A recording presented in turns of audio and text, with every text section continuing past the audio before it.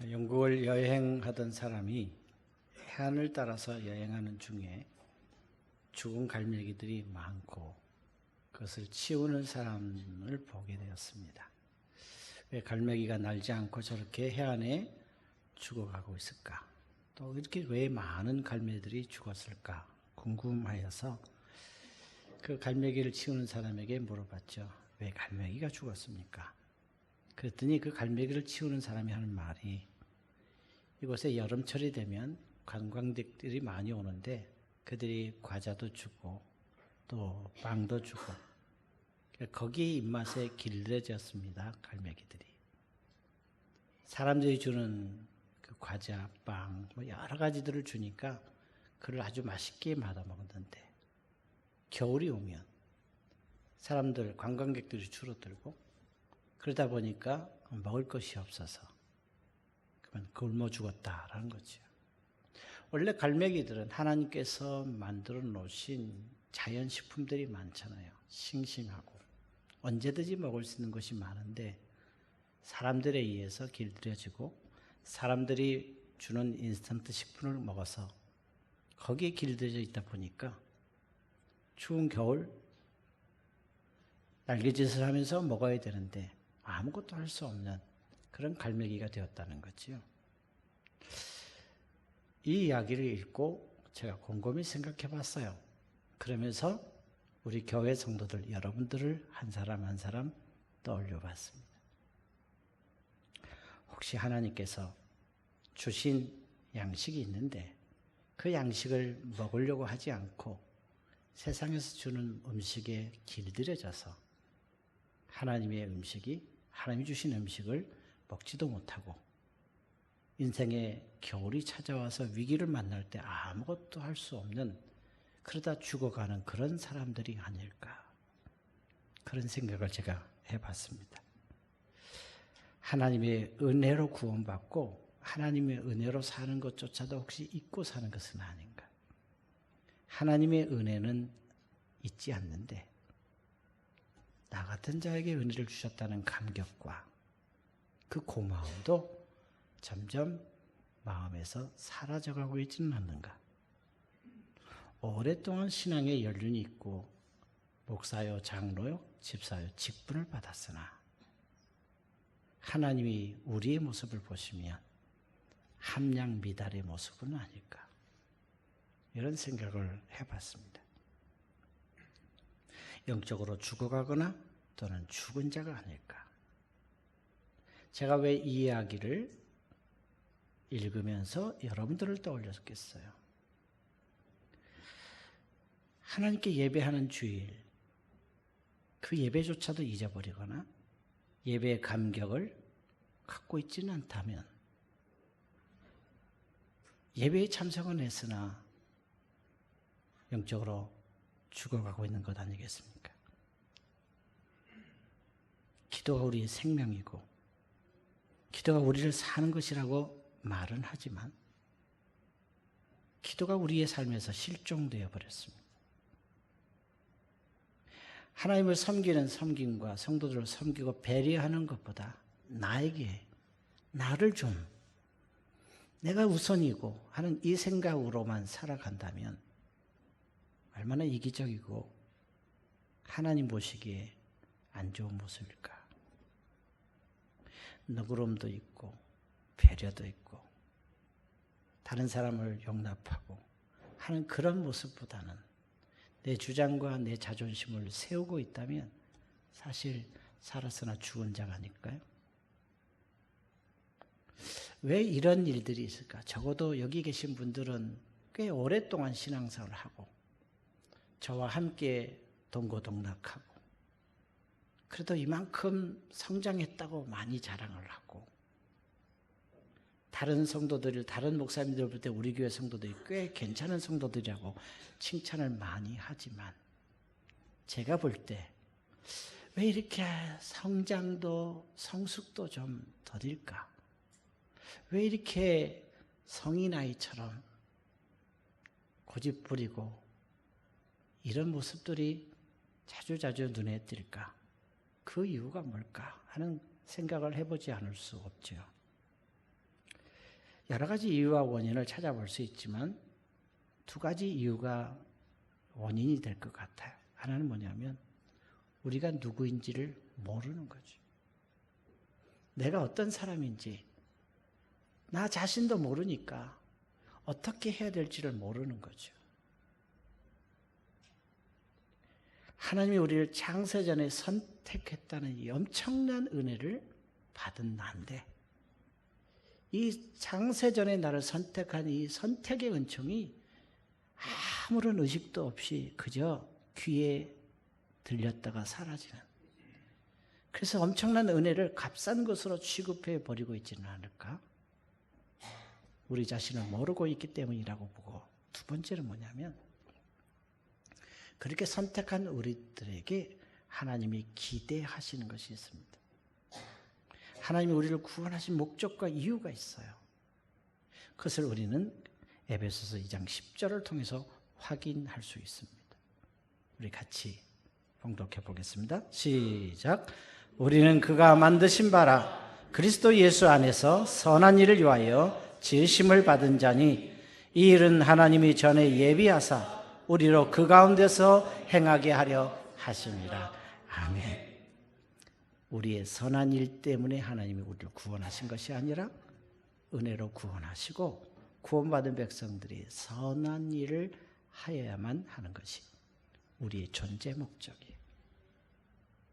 잘 몰랐거나 잊어버렸거나 희미해졌다면 오늘 말씀을 듣는 가운데 여러분들의 가슴에 신비에 깊게 새겨지고 머리부터 발끝까지 흘러가는 혈관 속에 이 말씀이 진리가 함께 흘러가서 평생 잊어버리지 않고 내가 누구인지와 함께 내 존재 목적을 잊어버리지 않고 살아가므로 죽어가는 사람이 아니라 살아있는 사람, 역동적인 신앙생활을 하고 하나님을 기쁘시게 하고 사람들을 행복하게 하는 우리 모두가 되기를 주의 이름으로 축복합니다. 그렇다면 여러분, 우리는 누구입니까? 바울은 골로새 교회에 편지를 하면서 이렇게 전하고 있습니다. 그러므로 너희는 하나님이 택하사 거룩하고 사랑받는 자, 이렇게 편지를 썼어요.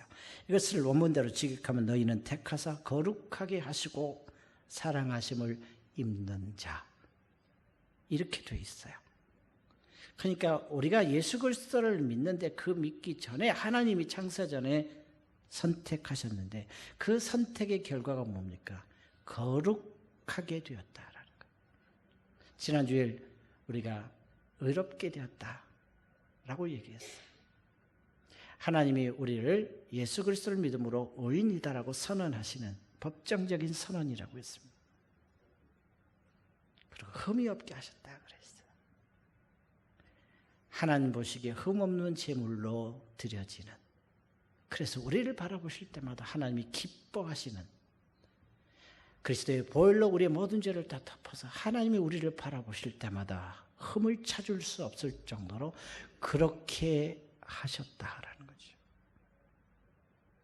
비록 내가 지난 한 주간 죄를 짓고 부주의한 모습을 보이지만 여전히 하나님은 우리를 보혈로 덮으셔서 거룩한 백성으로 삼으시거든요.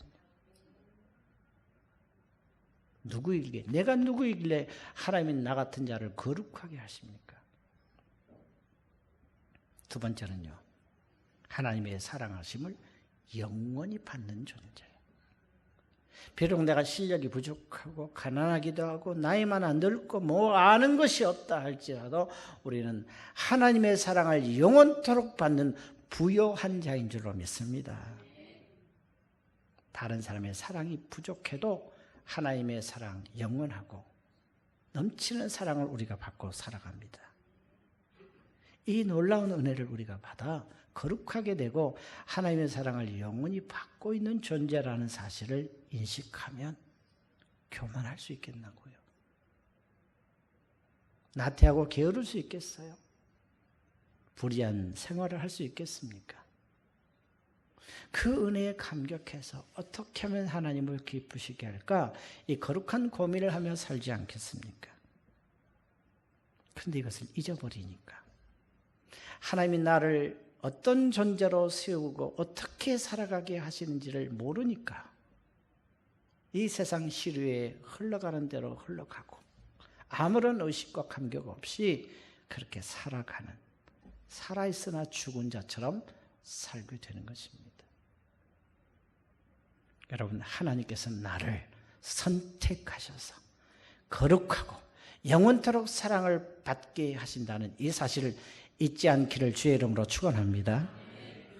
그런 존재, 즉 우리들이 하나님의 사랑을 받고 거룩하게 되었다면 그럼 이 세상에서 어떤 삶을 살아가야 되는가 하는 것을 이 12절, 13절, 14절에서 두 가지로 소개하고 있는데 이 두 가지는 사실 하나입니다만 제가 나눠서 설명을 하겠습니다. 하나는 자신의 내면을 아름답게 가꾸며 삽니다. 아름다운 내면을 가꾸는데 하나님께서 바울을 통해서 이야기하시는 아름다운 내면 5가지가 있어요. 첫째는 긍휼이에요. 이 긍휼은 원문대로 얘기하면 긍휼의 감정이에요. 깊은 마음에서부터 솟아나오는 불쌍히 여기는 열정이에요. 여러분, 남을 불쌍히 여기는 것도요, 뜨거운 열정을 가지고 있는 것과 그냥 불쌍해 이것과는 다른 거예요.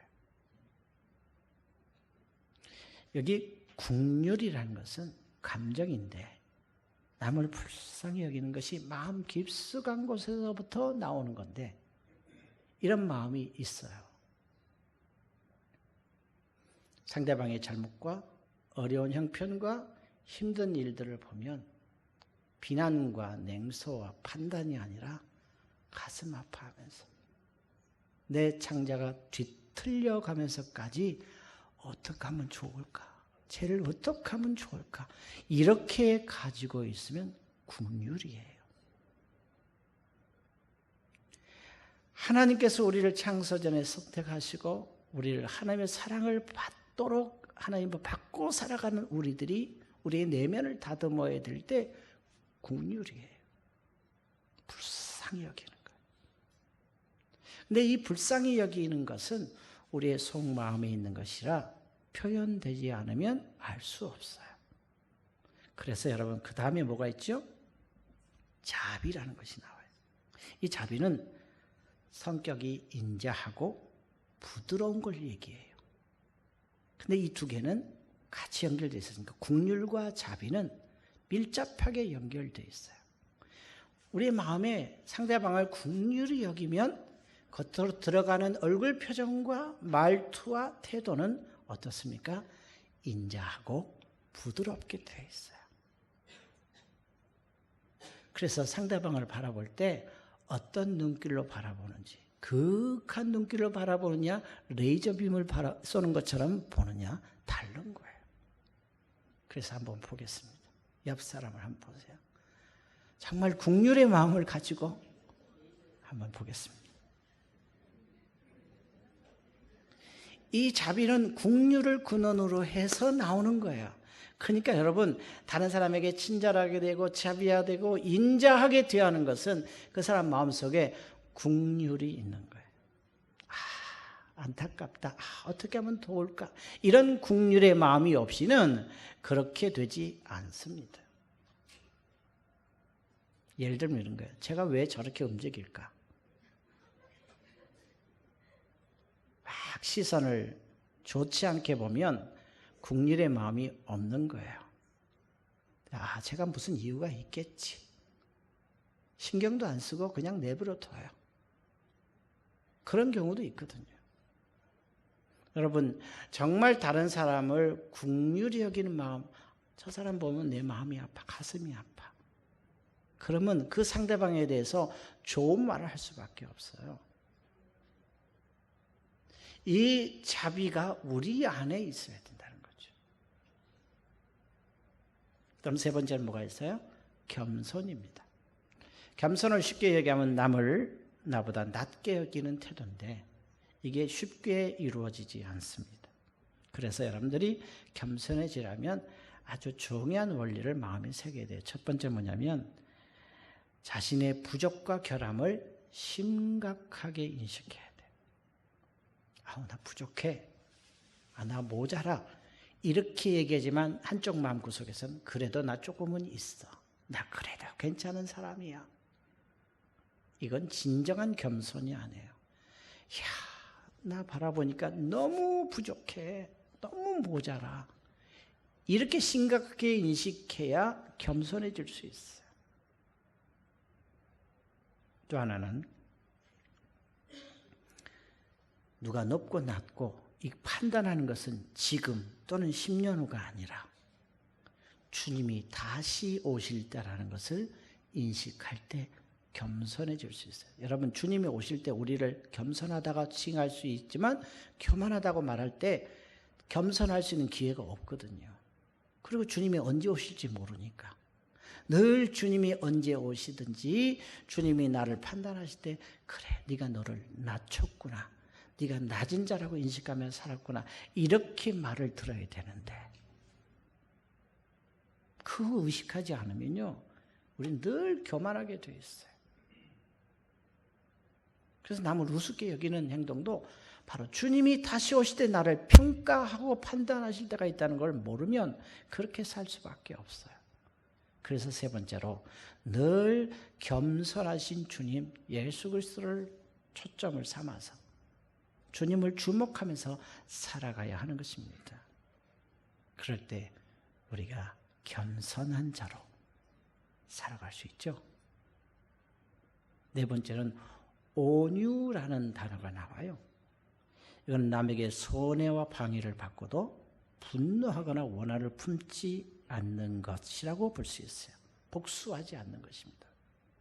그러나 어떤 일을 할 때 인내하고 신중하고 조심하고 조율도 하고 포용하고 하는 그런 태도까지도 포함하는 것이 온유입니다. 이 온유가 없으면요, 교회 안에서도 갈등과 대립이 심화되고 사랑이 풍성한 교회 공동체가 오히려 싸움의 장소로 바뀌게 돼요. 그래서 늘 우리의 내면을 온유함으로 늘 바꿔 가야 돼요. 마지막 다섯 번째는요, 오래 참는 거예요. 남이 나를 해하거나 은혜를 배반하는 경우에도 노하지 않고 변함없이 덕을 실천하는 것을 말하는데 이게 얼마나 중요한지요. 잠언 16장 32절에서는 이렇게 말씀하고 있어요. 같이 읽어볼까요? 시작. 노하기를 더디하는 자는 용사보다 낫고 자기의 마음을 다스리는 자는 성을 빼앗는 자보다 나으니라. 아멘. 참고 견디는 것이 중요한 거예요. 그래서 마틴 루터 같은 경우에는 이 오래 참는 것이 덕이다 라는 것을 이렇게 설명했어요. 사단은 사람을 폭력으로 정복할 수 없다는 것을 안다. 그래서 같은 시험을 오랫동안 계속함으로 성도들을 무너뜨리는 목적을 달성한다는 거예요. 왜냐? 인간은 질그릇 같아서 계속해서 시험하면 넘어진다는 거예요. 여러분 그렇잖아요. 누가 나를 욕했어요? 한 번 욕한 거는 봐줘요. 두 번 욕했어요? 그것도 봐줘요. 그 다음에 마음속에 뭘 품죠? 3-4번이야. 세 번째는 뭐예요? 같이 맞받아치지요.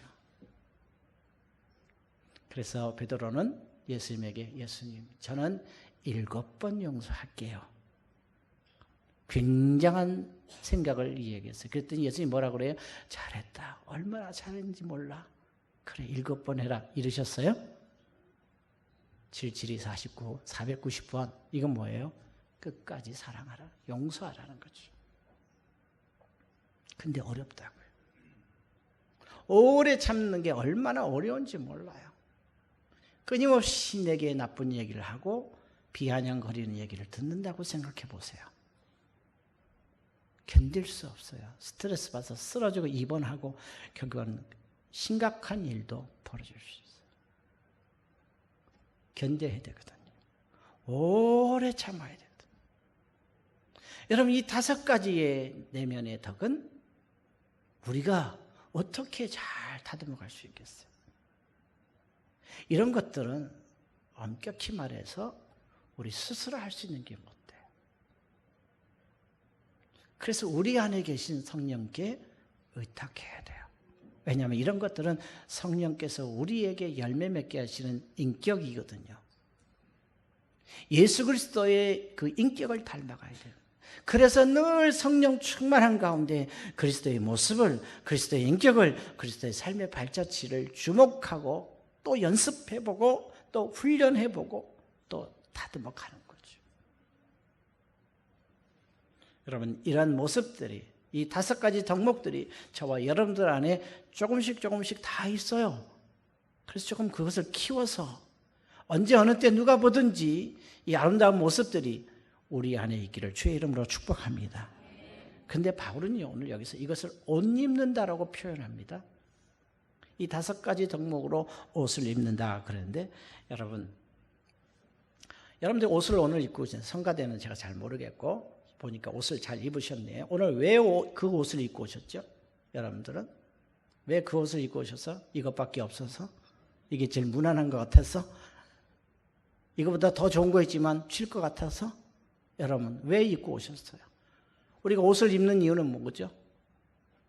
누구 좋으라고? 적어도 옷은 여러 가지 동기에 의해서 입지만 내가 옷을 입음으로 해서 상대방이 나에 대한 평가가 있어요. 아, 오늘 무난하구나. 제가 오늘 특히 느낀 것은 전부 상의는 검정색이 많더라고요. 그래서 제가 만나는 사람들, 오늘 검정색을 입으셨네요. 꽤 많았어요. 이유는 몰라요. 그냥 입고 싶어서 입은 건데 그 옷 입은 것에 대해 사람들의 평가가 있는 거예요. 근데 바울은 지금 이 5가지 덕목을 옷 입는 것처럼 얘기를 했어요. 그렇다면 이런 덕목들을 누가 평가합니까? 누가 평가해요? 이것을 옷을 입었다고 했다면 누가 평가합니까? 하나님이 우리를 그렇게 평가하시겠다는 거. 아, 네가 온유도 없구나. 아, 그래, 오래 참고 있구나. 이렇게 평가를 하신다는 거죠. 그래서 성경은 이런 내면의 아름다움을 이렇게 만들어가는 것을 겉으로 드러나게 되어 있는데 그 겉으로 드러난 것을 옷 입는 것으로 표현한 것이 있어요. 특별히 요한계시록 19장 8절에 보면 이런 말씀이 있으니까 한번 같이 읽어보죠. 시작. 그에게 빛나고 깨끗한 세마포 옷을 입도록 허락하셨으니 이 세마포 옷은 성도들의 옳은 행실이로다 하더라. 아멘.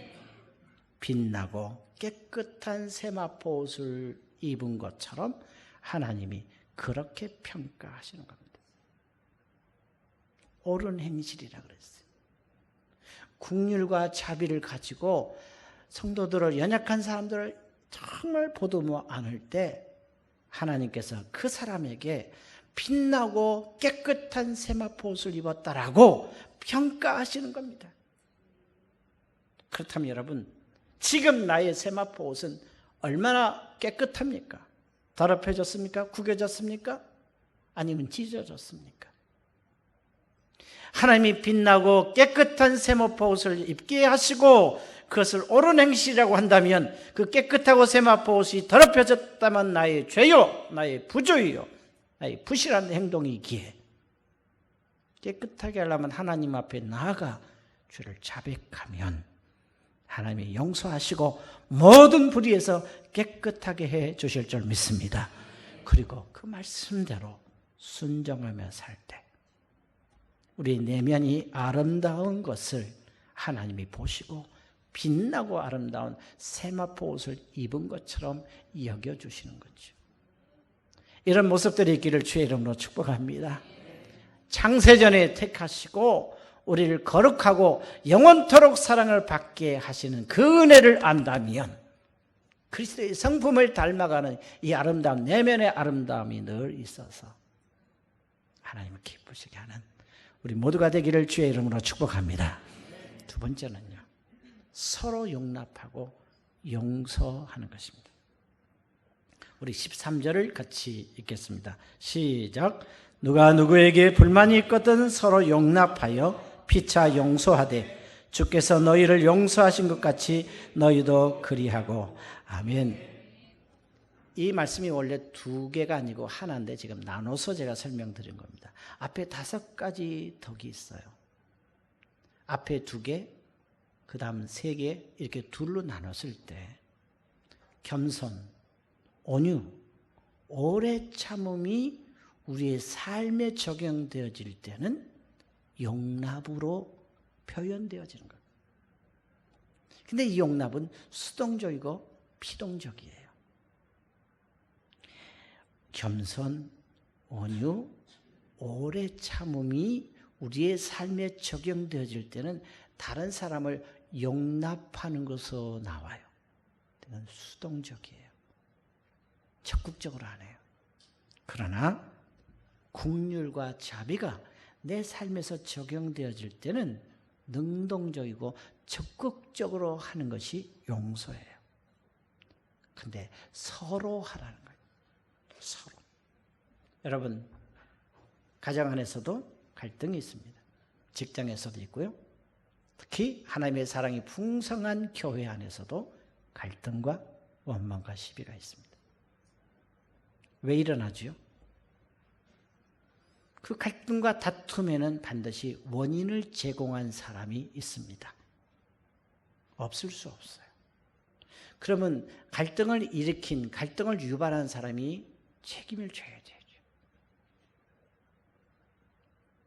근데 그것을 우리가 오래 참고 온유함으로 대하고 그리고 겸손하게 나를 낮추면 우리는 그 사람을 어떻게 해요?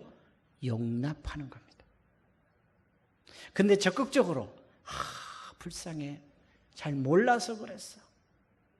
내가 더 보듬어 주지 못해서 그랬어. 그래서 긍휼과 자비를 가지고 친절히 대하면 그건 용서하는 거예요. 네, 여러분, 교회 안에서의 갈등은 일방적으로 어느 한 사람만의 원인이 아니에요. 항상 쌍방과실이에요.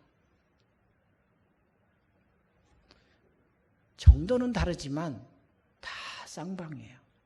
문제를 일으킨 사람이 있어요. 그걸 보고 저 영혼을 불쌍히 여겨 주옵소서 라고 기도하면 다툼이 생기지 않아요. 근데 그 모습 보고 자꾸 시비를 걸고 문제야 저거 또 저랬어 라고 하면 갈등이 생길 수밖에 없어요. 그러면 문제를 제기한 사람도 문제고 그것을 보듬어 보지 못하고 사랑으로 대하지 않은 그 사람도 문제예요. 그래서 쌍방인 거예요. 그래서 이 내면의 5가지 덕을 가지고 있는 사람들이 용납하고 그러다 더 적극적으로 용서하는 것이 아름다운 모습이라는 거죠. 여러분, 교회 안에서는요, 서로 용납하고 서로 용서해야 되는 공동체예요. 어느 한 사람 보고 일방적으로 사과하라.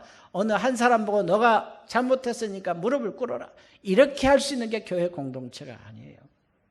비록 내가 죄를 안 지었어요. 나하고는 상관없는 얘기예요. 그러나 예수 그리스도의 심장을 가지고 불쌍히 여기지 않으면 나도 그 사람의 잘못에 대해 동참한 것이고 나도 그래서 회개해야 될 사람이란 거예요. 여러분, 갈등이 없을 수는 없어요. 그렇지만 적어도 용서와 용납을 가지고 살면 그 갈등이 해소될 수 있고 빨리 해결될 수 있는데 우리 안에 예수님의 마음, 이 긍휼과 자비가 없어요. 그래서 싸우는 거예요. 그래서 소리가 나는 거예요. 어떤 단체보다 어떤 모임보다 더 사랑이 충만하고 더 기뻐하며 모여야 될 교회 공동체가 오늘날 심각한 위기와 분열의 아픔을 겪는 이유는 자존심을 내세우고 자기 주장을 내세우는지 예수 그리스도의 마음, 이 긍휼과 자비와 오래 참고와 온유와 이런 것들이 없어서 그래요. 그래서 바울은 갈라디아서 6장 1절과 2절에서 우리에게 분명히 권면하고 있어요. 우리 같이 읽어보겠습니다. 시작. 형제들아, 사람이 무슨 범죄한 일이 드러나거든 신령한 너희는 온유한 심령으로 그러한 자를 바로잡고 너 자신을 살펴보아 너도 시험을 받을까 두려워하라. 너희가 짐을 서로 지라. 그리하여 그리스도의 법을 성취하라. 아멘. 무슨 답이 필요해요? 성경에 하나님께서 이렇게 말씀하셨어요. 여러분, 서로 용납하시고 서로 용서하시기 바랍니다. 뭔지는 모르지만 용납하세요. 그리고 용서하세요. 여러분, 어떤 경우에도 가정 안에서 용납하시고 용서하시기 바랍니다. 교회 안에서 용납과 용서를 밥 먹듯이 할 수 있기 바랍니다. 그러면 하나님의 교회가 행복한 교회예요. 근데 문제는 용납과 용서가 잘 안 된다는 거예요. 저 인간을 내가 어떻게 한번 해봐야 되는데. 도무지 용서가 안 되고 용납이 안 되는데 어떻게 용납과 용서를 할 수 있겠냐는 거죠. 그래서 오늘 바울이 13절에서 이렇게 얘기합니다. 주께서 너희를 용서하신 것과 같이 너희도 그리하고 그랬어. 여러분, 주께서 우리를 용서하신 것 같이. 여러분, 주님께 우리는 원수된 자예요. 우리를 향해서 분노하시고 징계하셔도 할 말이 없는 사람이에요. 아무 죄도 없고 아무런 우리에게 해를 끼치지 않으신 그분께서 나 때문에 십자가에서 피 흘려 죽으시는 큰 용서를 하셨다고요. 그 주님이 나를 용서하셨다는 사실을 기억하면 내게 조그마한 잘못을 하거나 내게 실수한 사람을 쏘아붙이고 왕따시키고 하는 것은 그리스도의 십자가의 사랑을 모르는 거예요. 그렇잖아요. 용서받은 자예요. 그런데 바울은 이어서 뭐라고 되어 있습니까? 이 모든 것 위에 사랑을 더하라. 이는 온전하게 매는 띠니라 그랬어요. 이런 덕목을 가지고 용서와 용납을 하는 기초, 그게 뭐냐? 사랑이라는 거예요. 하나님이 나를 사랑하신 것을 내가 깊이 마음에 새기면 그 사랑을 가지고 다른 사람을 사랑하는 것은 너무나도 당연한 거라는 거예요. 하나님이 세상을 이처럼 사랑하사 독생자를 주셨습니다. 이는 저를 믿는 자마다 멸망치 않고 영생을 얻는다. 이것을 내게 주셨다면 내가 형제를 위하여 목숨을 버리는 것이 마땅하도다는 이 요한의 고백을 우리도 실천해 보려고 한다. 그 말. 온전하게 매는 띠라 그랬어요. 이런 덕목을 가지고 용납하고 용서할 수 있도록 가능한 것이 뭐냐? 사랑이라는 거예요. 여러분, 우리 모두는 하나님의 사랑을 받았어요. 그 사랑을 누리고 살고 있습니다. 그 사랑은 영원합니다. 내 비록 부족하다고 하나님의 사랑을 거둬가지 않습니다. 여전히 사랑하시고 풍성히 사랑하시는 그 사랑을 가지고 있으면 다른 상황에서 넉넉하고 여유 있는 마음을 가지고 대할 수밖에 없는 거죠. 로마서 13장 8절에 그래서 바울이 이렇게 권면하는 것이 있어요. 같이 해보겠습니다. 시작. 피차 사랑의 빛 외에는 아무에게든지 아무 빛도 지지 말라. 남을 사랑하는 자는 율법을 다 이루었느니라. 아멘. 그 다음 13장 10절에서 이렇게 말씀하고 있어요. 같이 읽습니다. 시작. 사랑은 이웃에게 악을 행하지 아니하나니 그러므로 사랑은 율법의 완성이니라. 아멘. 그리스도의 사랑에 매여 있기를 바랍니다. 그 사랑으로 아름다운 덕을 드러내길 바랍니다. 그리스도의 십자가의 사랑으로 용납하고 용서하기 바랍니다. 결국 그 사랑이 우리를 살게 하는 거죠. 주님의 사랑이 저와 여러분들을 살게 합니다. 여러분은 누구십니까? 창세전에 선택한 하나님의 거룩한 백성이요, 하나님의 사랑을 받고 살아가는 풍요한 자, 부유한 자입니다. 눈을 감고 한번 돌아보십시오. 그런 내가 지난 한 주간 어떻게 살아왔는지. 하나님께서는 우리를 향한 기대가 있으십니다. 우리를 통해서 주님의 계획이 드러나기를 원하시는데 사랑 가운데 살기를 원하세요. 여러분, 하나님이 내게 주신 구원의 기쁨이 있나요? 그 기쁨이 20년 전의 일로 기억되고 있습니까? 아니면 지금 내가 느끼고 있는 구원의 기쁨입니까? 첫사랑의 설렘이 있습니까? 정말로 주님 아니면 살 수 없다는 희망에 찼던 그때 누구보다도 열심을 했던 그 열심, 그 모습을 잃어버리지는 않았습니까? 회복하길 바랍니다. 신앙의 열정들이 다시 회복되기를 원합니다. 하나님이 나를 사랑하신 그 사랑을 가지고 다른 사람을 사랑할 수 있기를 바랍니다. 그 사랑이 긍휼과 자비로 겸손과 온유와 오래 참음으로 나타나기를 소원하십시오. 여러분을 통해 또 다른 사람들이 살기를 원합니다. 불편하고 갈등이 많고 그리고 싸움 나는 그 공동체에 내가 이 아름다운 덕목 5가지를 가지고 들어가면 하나님이 기뻐하시는 사랑의 공동체로 바뀌어줄 수 있다는 희망과 기대를 가지십시오. 하나님, 나를 사용해 주옵소서. 모습은 다르지만 주님만 바라보면서 살아가게 하여 주옵소서. 우리 함께 통성으로 기도합니다. 은혜로우신 아버지,